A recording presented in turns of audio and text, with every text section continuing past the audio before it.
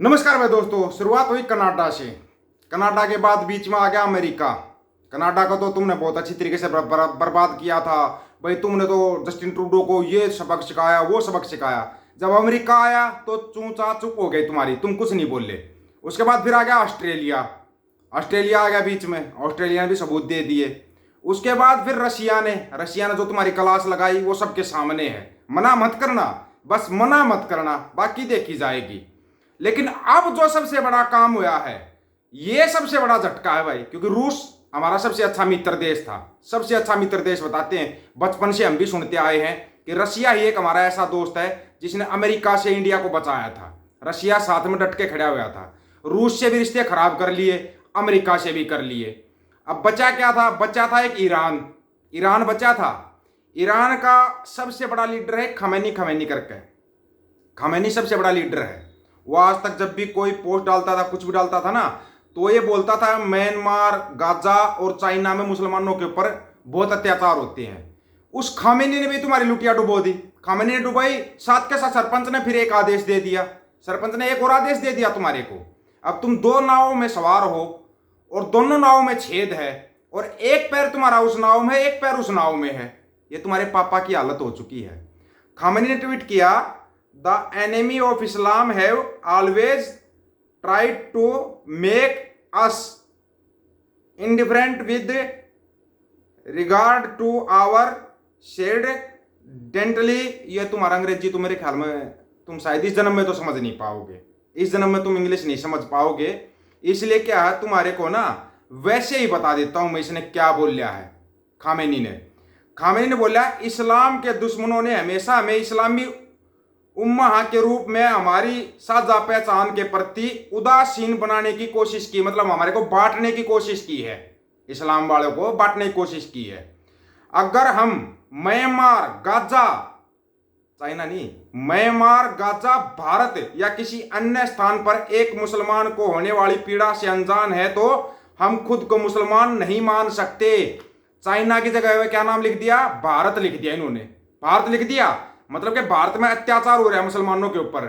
और ये जो है ना, जो इनका लीडर है खामेनी आईआर के नाम से ये रहता है, एक्स के ऊपर रहता है। ये जो कोई पोस्ट डालता है ना, इस पोस्ट का आप लोग छोटा मतलब तो मेरे ख्याल में इस जन्म में तो निकालना मत।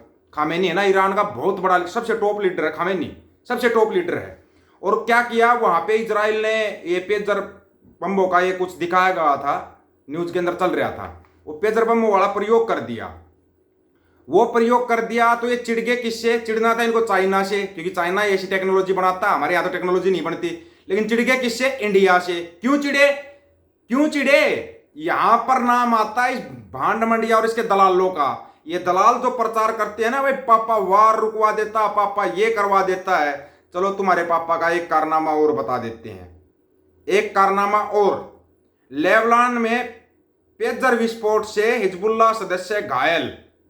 इस कारण ये कमेंट आया है, हिजबुल्लाह का सदस्य घायल हो गया। अगर आपको पता हो तो एक बार मैंने नेवी के 13 के 7 ऑफिसर पकड़े हुए थे। मैंने बताया था ऐसे ऐसे इजराइल के लिए वो जासूसी कर रहे थे और वो फंस गए थे, इराक देशों में फंस गए थे। वो इराक वाले उनको फांसी की सजा दे रहे थे। अब ये इंडिया बोल रहे हम उनको बचा के ले आए, लेकिन किसी के सामने दिखाया क्या? दिखाया किसी के सामने, देखो ये बच के इंडिया में आ गए। क्या दिखाया? उनके घर वालों से पूछोगे तो वो कहेंगे हमारे घर पे कोई आया ही नहीं, कोई पहुंचा ही नहीं हमारे घर पे। वाह, लुकवा दी पापा। ये तुम्हारे पापा ये कारनामे सामने आएंगे। अब आते हैं, ये कोई स्पुतनिक इंडिया है, इसका थोड़ा पता करना तब आपको पता लगेगा। 2 भारतीय थिंक टैंकरों ने स्पुतनिक इंडिया को बताया कि उन्हें नई दिल्ली में अमेरिका दूतावास के आदेश पर स्पुतनिक इंडिया और अन्य रूसी मीडिया को साक्षात्कार देने के खिलाफ चेतावनी दी है। एक मामले में कॉल सीधे अमेरिका दूतावास के एक कर्मचारी की ओर से आई थी। अब आपको बताते पूरा मामला क्या है। अमेरिका ने बोला था जो रूस के चैनल है ना इंडिया के अंदर, इनको बैन करो, इनको बैन करो। अब भारत के लोग, जो सरकार है, वो डायरेक्ट तो अमेरिका को बोल नहीं रही कि आप ये क्यों बैन करवाना चाहते हो, डायरेक्ट नहीं बोल रहे, रूस के जरिए बोल रहे हैं। रूस के जरिए। इससे बड़ा डरा हुआ तानाशाह अगर आपको इस दुनिया में कहीं मिल जाए तो हमारे को बता देना हमारे को। ये अमेरिका को जवाब नहीं दे सकते, अमेरिका का है नहीं बोल सकते, चाइना का चाहे नहीं बोल सकते। हाँ, यहां पर पता नहीं कितनी बड़ी बड़ी फेंक के चले जाते हैं। हरियाणा में आया, बात हरियाणा की करनी है, बात पाकिस्तान की करना कर रहा है। अगर पड़ोस में पाकिस्तान और इस देश में मुसलमान ना हो ना, तो भांड मंडिया उसके दलाल ना मूंग पकौड़ों की रेडी लगाते, पकौड़ों की रेडी। इनके पास कोई काम ही नहीं होता। बीजेपी के 99.99% नेता है ना पकौड़ों की रेडी लगाते, कोई काम ही नहीं होता। मुसलमान पाकिस्तान, मुसलमान पाकिस्तान, इससे अलग नहीं तुम्हारे कुछ दिखाई दे रहा है? 50,000 करोड़ का कर्जा था, वो कैसे 2.5 लाख करोड़ के ऊपर पहुंच गया 10 साल में? क्या किया 70 सालों में? लोग बता देते जी ऐसे ऐसे मेडिकल कॉलेज ये बनाए, बैंक बनाए, बैंक बेच दिए जी, रेलवे खड़ी की, रेलवे बेच दी, एयरपोर्ट बनाए, एयरपोर्ट बेच दिए, जहाज तक बेच दिए। और बता दो, और बता दो इसको। अनपढ़ पटवारी बस्ता भारी, ये बस्ता भारी है, लेकिन इस बस्ता भारी का ना अब इलाज होने जा रहा है। अमेरिका और ईरान मिलके इलाज कर रहा है, इसका मिलके इलाज कर रहा है। अगर तुम्हारे को ना पता हो तो खामेनी को कम मत समझना कि खामेनी ऐसे ये कोई ऐसे एक्स के ऊपर पोस्ट डाल देता। खामेनी बहुत बड़ा नेता ईरान का, और ईरान तो हमारा सबसे अच्छा दोस्त था। अच्छा दोस्त था ईरान तो। वो दोस्ती दुश्मनी में कैसे बदली? इसने सिर्फ देश के अंदर ही नहीं, विदेशों के अंदर भी संबंध खराब कर दिए, सिर्फ अपने आकाओं का भला करने के लिए, आकाओं का भला करने के लिए। उसके अंदर है, ये छोटा सा देश है एक, ये क्रिकेट भी खेलता है, वहां पर लोग स्ट्राइक पे बैठे हो। किसके खिलाफ पता है? किसके खिलाफ बैठे हो? कीनिया में ना लोग स्ट्राइक कर रहे हैं, मतलब हड़ताल पे, भूख हड़ताल पे बैठे हुए हैं एयरफोर्स के कर्मचारी, अडानी के खिलाफ। अब कीनिया और अडानी का क्या संबंध है?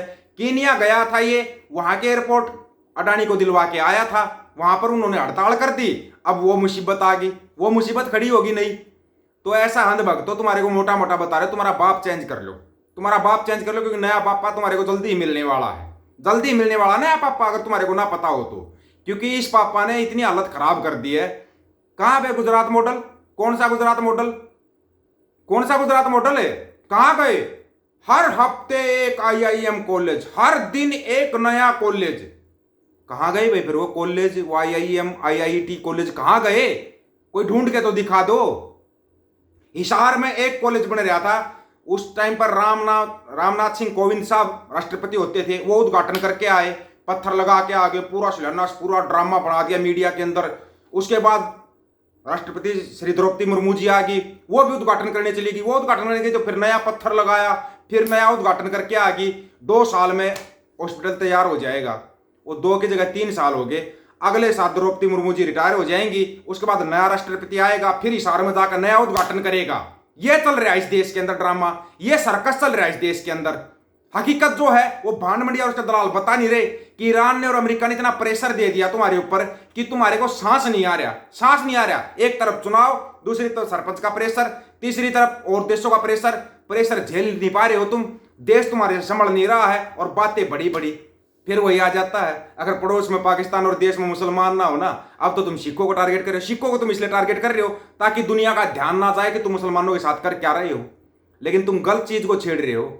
सिक्के ना सिक्के झूलते रहेंगे पंथ निशान साहब के, पंथ महाराज के, ये तो झूलते रहेंगे, तुम खत्म हो जाओगे। आप लोगों की क्या राय है इसके बारे में? अपनी राय रखना, आपकी राय का इंतजार रहेगा। सभी साथियों को राम राम, नमस्कार, आदाब, सत श्री अकाल। वीडियो को ज्यादा से ज्यादा शेयर, चैनल को सब्सक्राइब और बेल आइकन को जरूर दबाना दोस्तों। ऑफिशियल दीपक फौजी यूट्यूब चैनल, बात हक और सच की करेंगे, हक सच की बात हम करेंगे। वीडियो को शेयर करने की जिम्मेवारी आप लोगों की है। गज के आखो, वाहेगुरु जी का खालसा, वाहेगुरु जी की फतेह।